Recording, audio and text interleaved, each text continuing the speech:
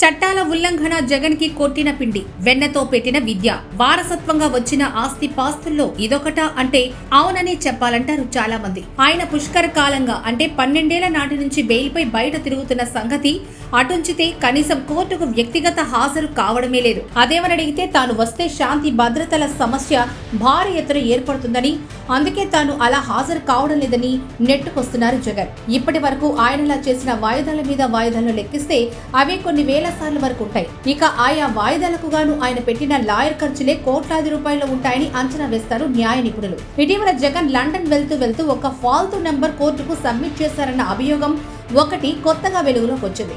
జగన్ ఏదైనా అంతే, నేరుగా చేయరు. ఇటీవల హోంమంత్రి అనిత అన్నట్టు ఏపీ కార్యకర్తలు తమ సమస్యలు చెప్పుకోవడానికి డిజిటల్ బుక్ కోసం ఒక నెంబర్ ఇస్తే అది కాస్త తెలంగాణది, ఆయన ఉండేదేమో కర్ణాటకలోని బెంగళూరు. ఇక లేటెస్ట్ అప్డేట్ ఏంటంటే జగన్ ఈ డొంక తిరుగుడు వ్యవహార శైలికి విసిగి వేశారన్న కోర్టు ఆయన వ్యక్తిగత హాజరు నుంచి ఇక మినహాయించలేమని, ఈ నెల 21 తప్పనిసరిగా హాజరు జగన్ కావాల్సిందేనంటూ ఆదేశించింది. మరి తన వాయిదాల తెలివితేటలతో జగన్ దీనెలా అధిగమిస్తారో తేలాల్సింది. ఇదిలా ఉంటే జగన్ వ్యక్తిగత హాజరే జరగడం లేదంటే ఇక ఆయన్ను జైలుకు పంపడం సాధ్యమయ్యే పనేనా? ఎంతైనా జగన్ జగనే.